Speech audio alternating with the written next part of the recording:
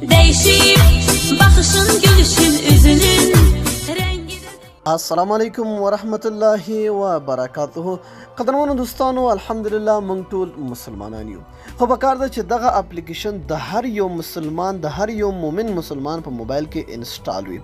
په دغه اپلیکیشن کې دوستانو زموږ د روزمره ژوند ډیر زیات څیزونه دي چې هغه موږ کاروو، خو موږ پرې نه پوهېږو چې دا د نبي علیه الصلاة وسلام په سنت باندې څنګه موږ برابر کړو. یعنې موږ تشناب ته ځو، دعا یې موږ ته نه ده زده، کور ته دننه کېږو، موږ ته معلومه نه ده چې موږ باید په کوم انداز په کوم دعا سره په کومه طریقه کور ته دننه شو، روټۍ خورو، یعنې هر څه دا ټول روزمره ژوند زموږ چې ده هغه پکار ده چې موږ د نبي علیه الصلاة وسلام د سنتو په مطابق تیر کړو.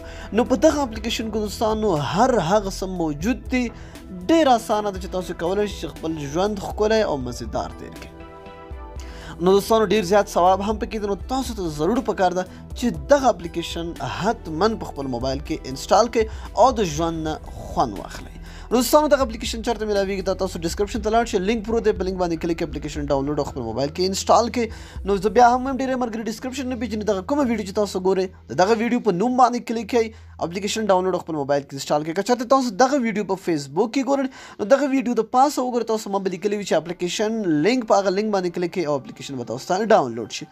ګورئ دوستانو دغه اپلیکیشن ده چې کله هم دا تاسو ډاونلوډ کړئ، دا انسټال کړئ، نو دوستانو تاسو ته هر قسم دا وګورئ د روزمره زموږ ژوند موږ چې تېروو هغه هر څه پکې دي. ګوره ایمانیات، ډیت یعنې مرګ، هاوس ایټینګ، دا هغه دعاګانې. د مثال په طور زه کور ته ننوځم باید کومه دعا ووایم؟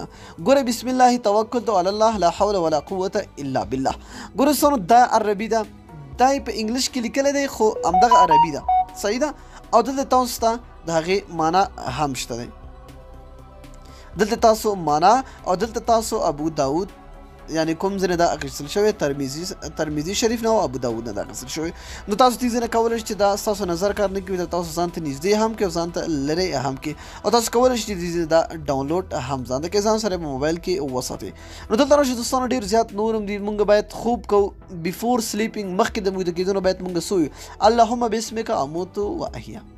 ګورئ ډېر زیات څیزونه په دې کې موجود دي، همداسې خطرناک ځایونه، استغفار ویل، د هغې فایدې، سید الاستغفار څه ته وایي دا وګورئ، اللهم انت ربي لا اله الا انت خلقتني وانا عبدك وانا على عهدك ووعدك ما استطعت. دا وګورئ دغه ټول تاسو دغه دعاګانې ډېر خوندور ستاسو په روزمره ژوند کې ډېر زیات اسانتیاوې راوستی شي او ستاسو ژوند به ډېر ښکلی او مزیدار ورسره تېرېږي. نو دوستانو ضروري خپل موبایل کې انسټال کړئ، ډېر د کمال اپلیکیشن دی. نو دا نننۍ ویډیو کې ویډیو مو خوښوي حتما د سره لایک او د خپلو دوستانو سره شیر کړئ.